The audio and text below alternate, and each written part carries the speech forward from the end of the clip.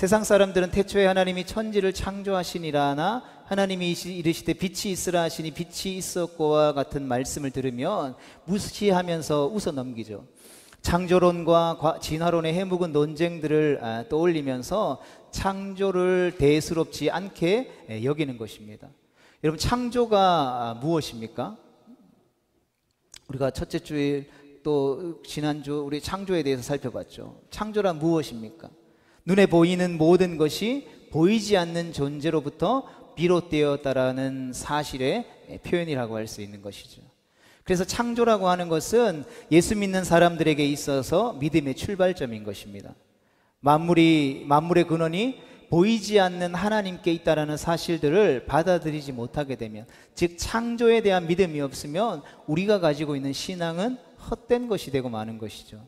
반면에 우리가 창조의 사건들을 믿음으로 받아들이면 우리는 창조의 현장에 믿음으로 서 있을 수 있게 되어지는 것입니다. 그래서 우리는 믿음의 눈을 떠야만 이 장엄한 창조의 사건의 목격자가 될 수 있는 것이죠. 태초에 창조는 하나님의 말씀이 이루어진 사건이라 할 수 있습니다. 그래서 우리는 이 말씀을 먹어야 하는 것이죠. 요한복음 1장 14절에 말씀이 육신이 되어 우리 가운데 거하시는 분이 계시다라고 말씀합니다. 그분은 십자가를 지러 가시기 전에 마지막 만찬 자리에서 빵과 포도주를 제자들과 함께 나누어 먹으시면서 나를 먹고 마시라고 말씀하셨습니다. 우리는 말씀을 먹는 만큼 하나님을 알아갑니다. 그러하기에 성경의 주어는 인간이 아니라 하나님이신 것이죠. 인간은 자기 이야기에 관심이 많지만 성경은 내게 쏠려 있는 관심을 하나님께로 옮기기 위해 쓰여진 책인 것이죠. 그러니까 하나님이 어떠한 분이신가를 말씀해주고 있는 것이 바로 성경이라는 것입니다. 삶과 역사의 중심이 인간으로부터 하나님을 향해서 옮겨가는 것이 바로 구원인 것이죠. 그래서 구원은 본질상 이 창조와 맥이 맞닿아 있다라고 할 수 있는 것입니다. 태초에 빛이 있으라 하시고 빛과 어둠을 나누시니 첫째 날이 지났습니다. 그리고 이제 오늘부터는 둘째 날을 함께 살펴보기를 원합니다. 6절과 7절, 8절의 말씀을 같이 봅니다. 시작. 하나님이 이르시되 물 가운데 궁창이 있어 물과 물로 나뉘라 하시고 하나님이 궁창을 만드사 궁창 아래의 물과 궁창 위의 물로 나뉘게 하시니 그대로 되니라. 하나님이 궁창을 하늘이라 부르시니라. 저녁이 되고 아침이 되니 이는 둘째 날이니라. 아멘. 하나님의 창조의 과정, 즉 일하시는 스타일을 잘 살펴보십시오. 물 가운데 궁창이 있어 물과 물로 나뉘라고 명령하십니다. 궁창으로 번역된 히브리어 라키아라는 단어는 동사 라카의 명사형이죠. 따라서 궁창은 넓게 펼쳐진 것, 확장된 것을 의미하며 곧 넓은 공간, 광활한 공간으로 우리에게 해석되어질 수 있는 것입니다. 그런데 이 궁창은 물과 물 사이에 자리하고 있다라고 성경이 증언하고 있죠. 여러분, 궁창 위의 물은 무엇이고 궁창 아래의 물은 또 무엇일까요? 궁창 아래의 물은 땅을 덮고 있는 물을 의미하고 궁창 위의 물은 대기 중에 있는 수분을 가리키는 표현인 것이죠. 구름이나 수증기보다 훨씬 많은 양의 수분으로 그야말로 물인 것입니다. 바로 이 궁창 위의 물이 오늘날 태양의 빛을 효율적으로 차단해주는 오존층의 역할을 했을 것이고, 노아의 대홍수는 깊음 위의 샘들, 곧 궁창 아래에 물이 터지고 하늘의 창문들이 열려서 궁창 위에 물이 쏟아져 내려 생긴 것으로 볼 수 있는 것이죠. 그래서 궁창 위의 물 덕분에 유해광선이 차단되어 있었던 아담이 930세까지, 무드셀라가 969세까지, 노아가 950세까지 살 수 있었다라고 주장하는 사람들도 있습니다. 성경의 기록들을 보면 공교롭게도 노아의 대홍수 이후에 인간의 수명이 급격하게 줄어드는 것을 알 수 있기 때문인 것이죠. 우리는 창조의 사건에서 중요한 사실을 발견하게 됩니다. 우리 화면을 보고 같이 읽어볼까요? 시작. 하나님의 질서는 나님에서 시작된다. 여러분, 아멘이십니까? 우리가 말씀을 통해서 알 수 있는 것은 하나님의 질서라고 하는 것은 나님에서 시작되어진다라는 것이죠. 그도 그럴 것이, 나뉜 것이 유지되기 위해서는 질서가 필요하기 때문입니다. 그러니까 나뉘었는데 함께 공존하는 것이 바로 질서라는 것이죠. 우리가 다 70억의 인구가 다 다르게 살아가죠. 그렇지만 그 70억의 인구가 함께 살아갈 수 있는 이유는 무엇입니까? 다 다른 가운데에서 모두가 다 지켜야 할 질서를 지키고 있기 때문인 것이죠. 이것은 각기 구별되면서 하나이신 삼위일체 하나님의 속성에서 비롯되었다라고 할 수 있는 것입니다. 나뉜 그대로 공존하는 것이 질서이지 마구 뒤섞이는 것은 질서가 아니라는 것이죠. 여러분, 하나님께서 창조하신 피조의 세계를 보십시오. 하늘과 땅이 하나요, 땅과 바다가 하나입니다. 분명한 경계가 있지만 하나죠. 하나님은 궁창을 하늘이라 부르십니다. 그런데 궁창 위에 궁창이 있다라는 것이죠. 즉 하늘, 우리가 말하는 하늘 위에 또 다른 하늘이 있다라는 뜻입니다. 하늘로 번역된 히브리어 샤마임은 항상 복수형이었죠. 이는 고대 히브리인들은 하늘이 세 개의 층으로 되어 있다라는 개념을 반영한 것입니다. 그리고 사도 바울은 자신이 이러한 3천층에 다녀온 적이 있다고 고린도후서 12장에서 고백하게 되죠. 바울이 말한 3천층은 계시록 21장에 등장하는 바로 새 하늘과 새 땅, 하나님의 나라 천국을 의미하는 것이죠. 계시록 7장 9절에서 각 나라와 족속과 백성과 방언에서 아무도 능히 셀 수 없는 큰 무리가 나와서 흰 옷을 입고 손에 종려가지를 들고 보좌 앞과 어린 양 앞에 함께 서서 예배드리는 곳, 우리가 가야 할 본향 바로 하늘인 것입니다. 바울은 그곳에서 말로 형언할 수 없는 그 은혜들을 체험했지만 입을 굳게 다물었죠. 그래도 우리는 그가 들려주는 3층 천의 이야기를 사실로 받아들입니다. 왜냐하면 그가 하나님의 영에 감동된 하나님의 백성이기에 그의 입술을 통해서 고백되어지는 말도 우리가 믿는 것이죠. 저 또한 예수님이 나를 믿는 자는 죽어도 살겠고 무릇 살아서 나를 믿는 자는 영원히 죽지 아니하리니 이것을 내가 믿느냐라고 물으신 예수님의 말씀에 믿는다라고 답했고, 실제로 믿고 있기에 부활을 신뢰하는 것입니다. 우리는 예수님이 하나님 되심을 믿음으로 진리인 말씀인 성경을 믿는 것이죠.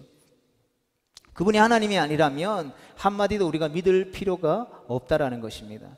그러나 말씀이 육신이 되어 오신 그분은 말씀대로 사셨고 말씀대로 죽으셨으며 말씀대로 다시 부활하셨습니다. 태초에 하나님이 말씀하시는 대로 창조가 일어난 것을 보십시오. 말씀대로 이루어지는 것이 바로 성경에서 반복하고 있는 하나님의 일하심의 패턴이라는 것입니다. 이 말씀대로 이루어짐을 믿고 끝까지 이 말씀을 붙들 수 있는 복된 하나님의 백성 되어질 수 있게 되기를 주님의 이름으로 축복합니다. 둘째 날 하나님이 궁창 아래에 물을 한 곳으로 모이게 하자 바로 비로소 물이 드러나게 됩니다. 계속해서 9절과 10절의 말씀을 같이 봅니다.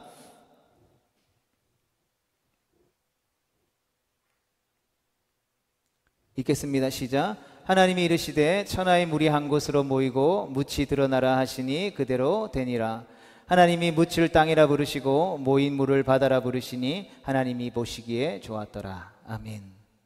다시 한번 나눔으로써 경계를 지어주시는 과정을 통해서 땅과 바다가 그 모습을 드러내게 되죠. 이스라엘 백성들은 홍해를 건널 때에 물과 물이 갈라져 나뉘는 사건들을 경험하게 되죠. 하나님은 밤새 동풍을 불어서 바다 위에 물이 갈라져서 마른 땅이 드러나게 하셨습니다. 그리고 이스라엘 자손이 바다 가운데로 지날 때에는 양옆에 물이 벽처럼 세워졌다가 애굽 군대가 그 뒤를 쫓을 때에 수장시켜 버리게 되죠. 이런 이야기를 이야기하면 읽으면 어떤 사람들은 반신반의하기도 합니다. 믿지 않는 사람들은 신화나 설화일 뿐이라고 일축하죠. 또 자유주의 신학자들은 홍해 바다가 우리가 생각하는 그 바다의 개념이 아니라 얕은 홍해라고 일컫는 갈대밭이라고 주장하기도 합니다. 자기 경험을 비추어 볼 때 도저히 일어날 수 없는 일이기 때문이죠. 여러분, 그런데 바다에 빠져 로마의 군대가 수장하는 것이 더 하나님의 놀라운 역사이겠습니까? 엎어지면 접시물에다가 애국 군대가 수장당하는 것이 더 놀라운 하나님의 역사이겠습니까? 이들이 자신이 무슨 말을 고백하고 있는지도 모르는 것이죠. 그러나 성도 여러분, 창조주 하나님은 물과 물을 나눌 수 있는 분이신 줄 믿으시기를 축복합니다. 하나님은 욥에게 태초에 세상이 창조된 때의 일을 네가 아느냐고 물으십니다. 말씀 보겠습니다. 시작. 내가 땅에 기초를 놓을 때에 내가 어디 있었느냐? 내가 깨달아 알았거든 말할지니라. 바다가 그 모에서 터져 나올 때에 문으로 그것을 가둔 자가 누구냐? 아멘. 성경에서 욥은 대답할 수 있었습니까? 침묵했죠. 하지만 오늘날 이 질문에 몇 가지의 답을 내놓기 시작한 과학은 하나님은 없다는 성급한 결론을 내리고 마는 것입니다. 그런데 어떤 과학자들은 연구를 거듭한 끝에 세상이 우연히 생길 수 없다라는 결론을 내리며 어떤 설계가 있었을 것이라는 가정하에 지적 설계론을 내놓기도 했습니다. 또 어떤 이들은 진화론은 설명되어지지 않는 부분이 있기 때문에 창조론의 관점에서 해석하고, 또 창조론에서는 설명되지 않는 것은 진화론적인 관점에서 해석하는 타협을 통해서 유신 진화론이라고 하는 말도 되지 않는 주장들을 하기도 하죠. 그러나 성도 여러분, 우리가 이러한 논쟁에 휘말릴 필요 없는 것입니다. 사람들이 이렇게 말하고 저렇게 말한다 할지라도 그 논쟁에 빠져들 필요도 없고, 논쟁하기 위해서 하나님의 말씀을 읽을 필요도 없는 것이죠. 우리는 성경을 왜 읽습니까? 하나님이 어떠한 분이신지 알기 위해 성경을 읽는 것이죠. 우리는 성경을 왜 읽습니까? 하나님의 말씀으로 천지를 창조하신 가정을 믿음으로 목격하기 위해서 우리가 성경을 읽는 것이죠. 이 믿음을 위해서 우리는 성경을 먹는 것입니다. 신앙의 본질은 하나님의 말씀이 현실이 되는 사건이라는 것이죠. 기록된 말씀이 우리의 입술을 통해서 선포되어질 때, 우리의 삶을 통해서 레마의 말씀, 실제의 말씀으로 현실이 되어지는 사건에 있다라는 것입니다. 그것이 신앙이라는 것이죠. 여러분, 그것이 없으면 이 말씀이 살아 역사하는 하나님의 말씀이라고 이야기할 수 있겠습니까? 그래서 창조는 하나님의 말씀이 실제가 된 첫 번째 사건이라는 것이죠. 그렇게 하기에 우리가 바른 신앙을 가졌다라고 하는 이 근거에는 창조에서부터 우리의 신앙이 바르게 시작되어야 함을 우리에게 말해주는 것이죠. 그래서 성경은 기본적으로 태초에 하나님이 만물을 온전하게 완벽하게 창조해 하셨다라는 사실들을 전제합니다. 하나님이 말씀으로 천지 만물을 탁 지으셨는데 그 하나님이 창조하신 천지 만물이 불완전할 수 있겠습니까? 여러분, 이 사실을 우리가 전제해야만 우리는 하나님께로 돌아갈 때에 회복함을 얻을 수 있고 구원의 의미가 있다라는 것입니다. 우리가 창조를 들여다보면 들여다볼수록, 묵상하면 묵상할수록 우리는 그러하기에 구원의 본질이 무엇인지에 다가가게 되는 것이죠. 여러분, 창조를 우리가 이해하지 못한다라고 한다면, 믿지 못한다라고 한다면 구원이라고 하는 것조차도 무의미할 뿐이라는 것이죠. 나는 예수님을 믿고 구원받았어. 그런데 창조는 뭔가 잘 모르겠어. 이 말이 안 되는 말인 것이죠. 여러분, 창조는 하나님의 질서입니다. 온 땅과 하늘의 질서이고 온 우주의 질서인 것이죠. 오늘날 악한 세력들이 법을 제정함을 통해서 파괴하려고 하는 것이 무엇입니까? 바로 이 하나님의 질서인 것입니다. 우리는 그 뜻이 어디에 있는지를 창조 사건을 통해서 발견하게 되죠. 계속해서 셋째 날에는 땅에 풀과 채소와 나무들을 자라나게 하십니다. 본문 11절에서 13절의 말씀을 봅니다. 시작. 하나님이 이르시되 땅은 풀과 씨 맺는 채소와 각기 종류대로 씨 가진 열매 맺는 나무를 내라 하시니 그대로 되어 땅이 풀과 각기 종류대로 씨 맺는 채소와 각기 종류대로 씨 가진 열매 맺는 나무를 내니 하나님이 보시기에 좋았더라. 저녁이 되고 아침이 되니 이니 셋째 날이니라. 아멘. 여기에서 내라라고 하는 이 단어는 싹을 틔운다라는 뜻입니다. 여러분, 하나님께서 식물을 창조하실 때 완성된 상태로 꽃이 있어라 하면 꽃이 빡 하고 생긴 것이 아니라 어떻게 했다고요? 땅에서 자라나게 하셨다라는 것입니다. 주목해야 할 것은 풀과 채소와 나무가 어떻게 창조되었습니까? 각기 종류대로 싹을 냈다라는 것입니다. 풀이 채소가 되거나 채소가 나무가 되는 일은 없었다라는 것이죠. 풀과 채소가 다르고 채소와 나무는 태생부터 다르다는 것입니다. 말 그대로 풀은 풀이요 나무는 나무인 것이죠. 여러분, 하나님의 창조가 바로 이것입니다. 그런데 인간은 계속해서 어떻게 합니까? 유전자를 조작을 통해서 하나님이 종류대로 지으신 것에 경계를 허물려고 하는 것이죠. 유전자 과학에 대해서 저희가 정확하게 알 수 없지만 하나님의 창조의 원리는 이 경계를 허물지 말라라는 것입니다. 결국 우리는 예측하지 못한 결과를 맞이하게 될 것입니다. 여러분, 만약에 새로운 생물이 필요했다라고 하면 하나님이 만드셨을 것이라는 믿음이 있기 때문이죠. 여러분, 우리는 어떤 생물이 생태계에 왜 필요한지 구체적으로 다 알지 못합니다. 우리 초등학교 때 이게 자연과학 시간에 이런 것들 배우기는 하지만 잘 모르죠.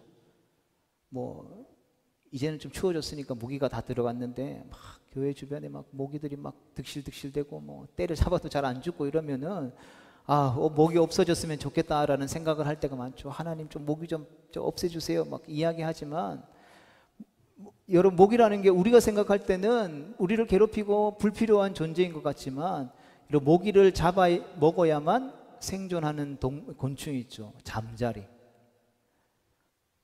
이게 모기 사슬의 관계가 있는 거잖아요. 존재하는 것에는 이유가 있고 목적이 있다라는 것이죠. 하나님이 보시기에 좋았다라고 하신 것은 여러분 손댈 이유가 없었다라는 것입니다. 온전하다는 뜻이기 때문인 것이죠. 인간이 보기 좋은 것을 따라가봤자 결국 생명의 질서를 해치할 뿐이라는 사실을 우리는 반드시 명심해야 되는 것입니다.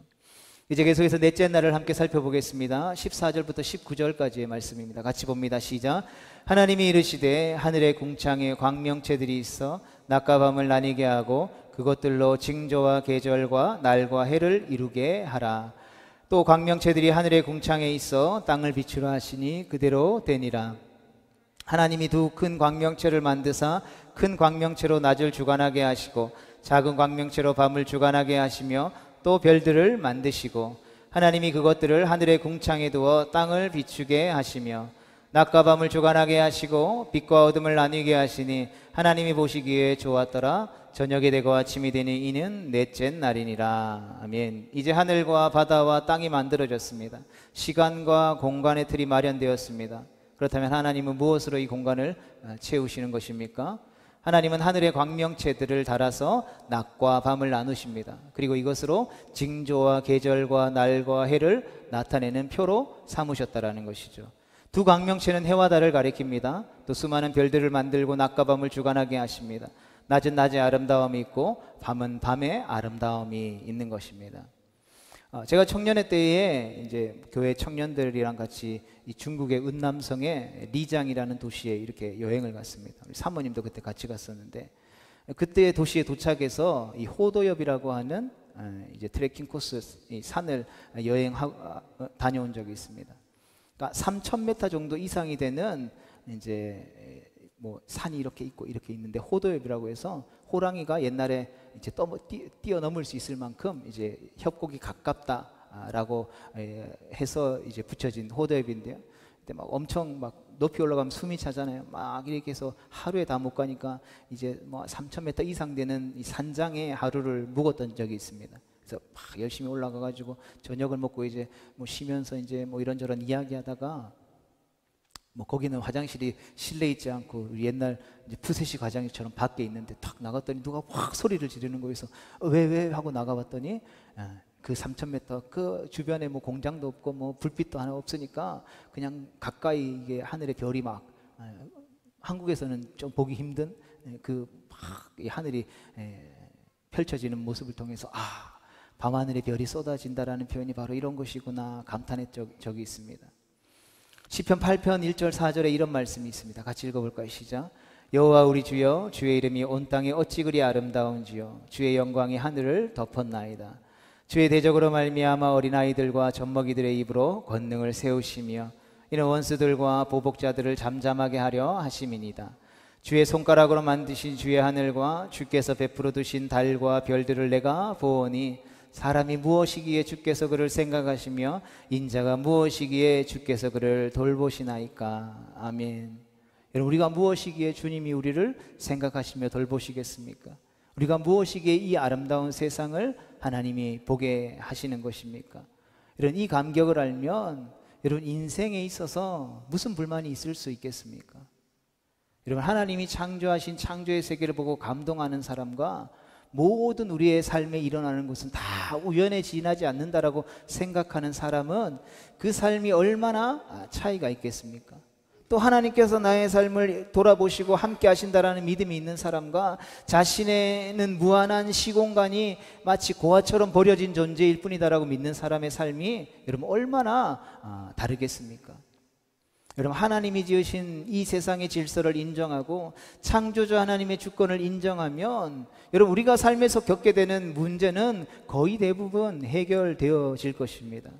결국 창조를 인정하지 않기에, 창조주 하나님을 인정할 수 없기에 우리는 삶에서 문제를 안고 살아가고 그 문제에 함몰되어 불평불만하며 안타까운 삶을 마무리하는 것이죠.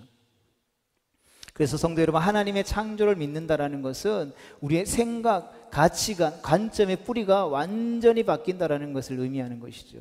세상의 관점이 뿌리채 뽑히고 하나님의 관점으로 바뀌는 것이죠.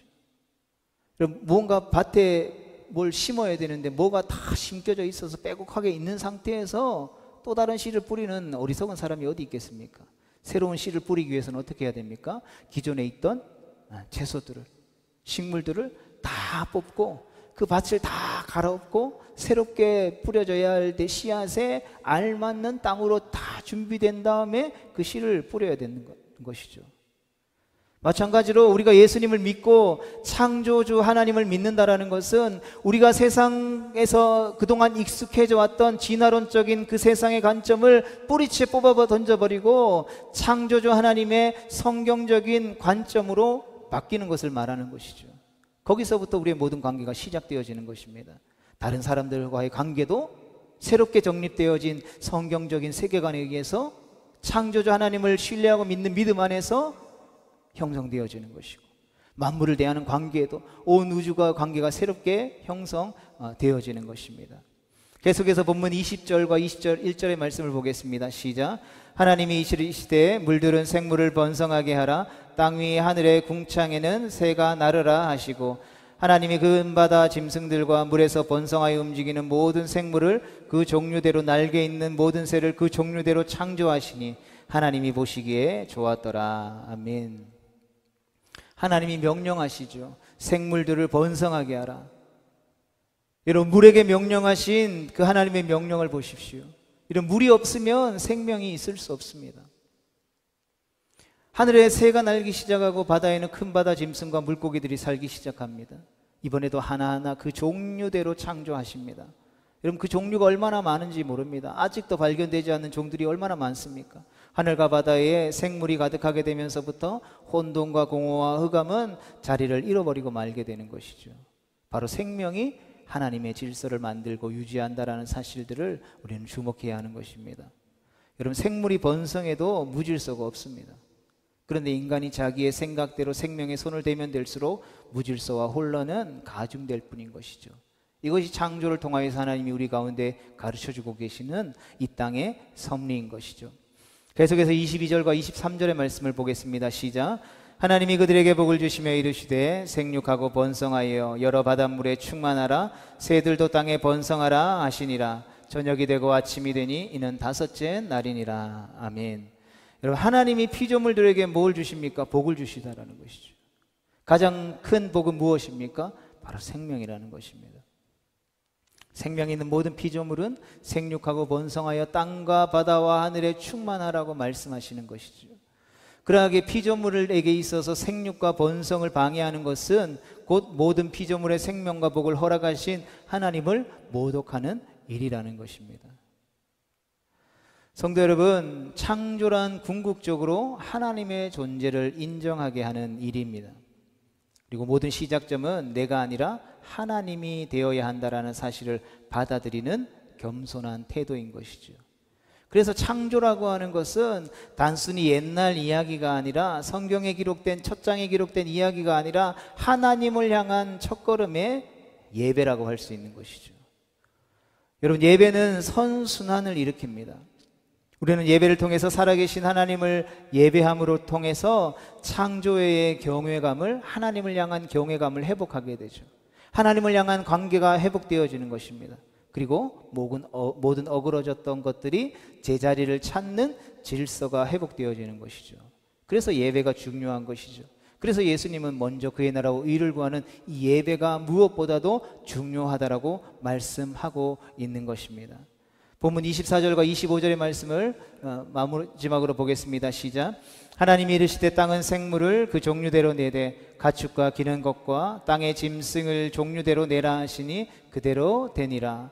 하나님이 땅의 짐승을 그 종류대로, 가축을 그 종류대로, 땅에 기는 모든 것을 그 종류대로 만드시니 하나님이 보시기에 좋았더라. 아멘.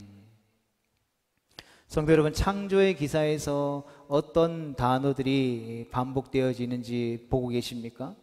이런 반복해서 등장한다라는 것은 그만큼 중요하다라는 뜻이겠죠. 힌트는 각절의 주어와 동사입니다. 모든 주어는 하나님이고 모든 동사는 만들다라는 동사입니다.